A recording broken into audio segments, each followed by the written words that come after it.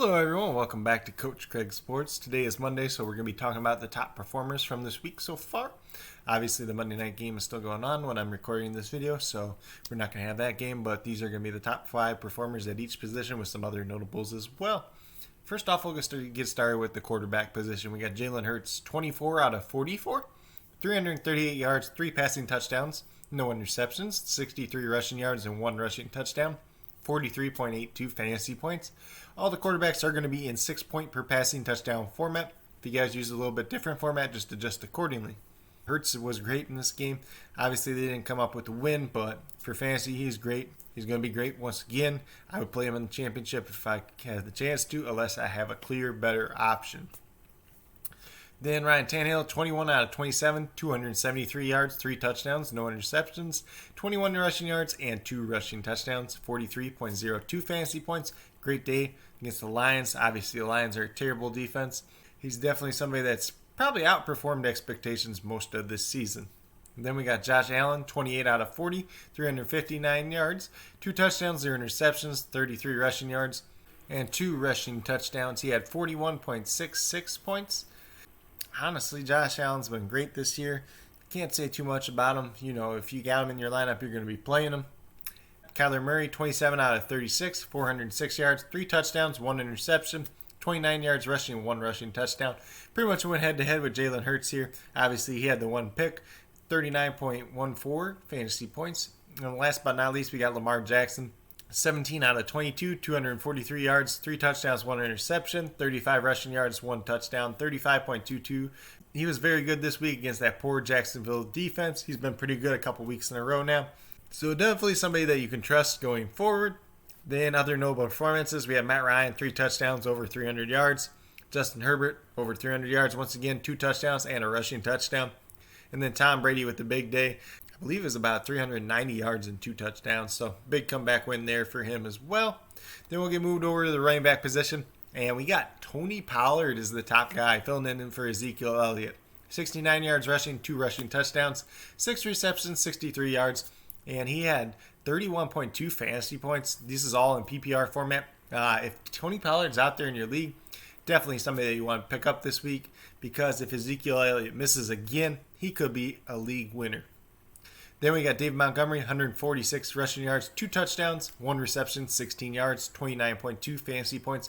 Once again, he's been very good down this stretch. Then we got Dalvin Cook, 132 rushing yards, 1 touchdown, 5 receptions, 27 receiving yards. And he had 26.9 fantasy points. Once again, very, very good week for Dalvin Cook. Then we got J.D. McKissic, 51 yards rushing, 9 receptions for 56 yards, 1 touchdown, 25.7 fantasy points. It seems like Dwayne Haskins starting at quarterback didn't really hurt him too much. Then we got Derrick Henry, probably the most disappointing performance for him this year. 147 yards, 1 touchdown, 2 receptions for 5 yards, 25.2 fantasy points. He finishes as the running back number 5. Everybody just assumed he would have been the running back number 1 this week, but he only got that 1 touchdown. Then we have notable performances. Aaron Jones, well over 100 yards, 1 touchdown. David Johnson, he had 11 catches in this game. Definitely the highest he's had so far this season. Very good day for him. Melvin Gordon, 2 touchdowns. DeAndre Swift, 2 touchdowns. Salvin Ahmed, a touchdown and over 100 yards. And Leonard Fournette filling in for Ronald Jones with 2 touchdowns as well. So definitely a good crop of running backs this week. Then we move over to the wide receiver position. We have Calvin Ridley leading the way, 14 targets, 10 receptions, 163 yards, 1 touchdown, 32.3 fantasy points. Very, very good day for him, especially without Julio Jones around. DeAndre Hopkins, 11 targets, 9 receptions, 169 yards, 1 touchdown, that carry for a yard as well, 34 fantasy points overall. Definitely a good day for him. Obviously, the absence of Darius Slay helped him out quite a bit. Then we got Marvin Jones, 12 targets, 10 receptions, 112 yards and 1 touchdown, 27.2 fantasy points. Obviously, he was going against a very poor Tennessee defense, and that definitely helped him out. Stephon Diggs was great once again, 13 targets, 11 receptions, 147 yards, 25.7 fantasy points. Look for him to keep it up and going forward. Then the surprise one probably for this week is Zach Pascal, 6 targets, 5 receptions, 79 yards, 2 touchdowns. Went against the Texans, so it was a good matchup. I don't think pretty much anyone was starting Zach Pascal in their league, so This didn't really help anyone. 24.9 fantasy points. A couple other notable performances that we got. Brandon Ayuk, solid day once again, scored another touchdown. Corey Davis, pretty good day. He had that 75-yard touchdown that really boosted him up. Antonio Brown, over 90 yards and a touchdown. Very solid day for him. DJ Moore, 6 catches for over 130 yards. Cole Beasley over 100 yards. I think he had 8 or 9 catches as well. Greg Ward Jr. with 2 touchdowns. Jacoby Myers, 7 catches for 111 yards. And Mike Evans, pretty solid day for him as well. So a lot of guys on this list, a lot of wide receivers that really produced this week. Hopefully you guys had some of them on your team. Then we move over to tight end position, and it was a pretty solid week for tight end overall. Darren Waller led the way, 12 targets, 9 receptions, 150 yards, 1 touchdown for 30 fantasy points. Then the big one was probably Logan Thomas. He saw 15 targets, and he caught 13 of them for 101 yards, and he had 23.1 fantasy points. This was really surprising because Dwayne Haskins didn't hyper-target the tight end too much early on in the season. So good to see Logan Thomas have a great game here, especially against Seattle. Then we had Travis Kelce falling all the way down to number 3. Kind of a big deal for him. 12 targets, 8 receptions, 68 yards, 1 touchdown. He also did score on a 2-point conversion, it looks like. So he had 22.8 fantasy points. Then we had Noah Fant, 11 targets, 8 receptions, 68 yards, 1 touchdown. 20.8 fantasy points. Very good day for him. He was hyper-targeted early in this game, and he scored his first touchdown, I believe, since week 2. Mark Andrews actually had a pretty solid game once again. He's a guy I was a little bit worried about going into this week just based on volume against Jacksonville. Didn't know how much they were actually going to throw the ball, but like I said, Lamar did have 22 pass attempts. Mark Andrews had 5 targets, 5 receptions, 66 yards, and 1 touchdown. 17.6 fantasy points overall. A couple other notable performances that we did have was Hunter Henry.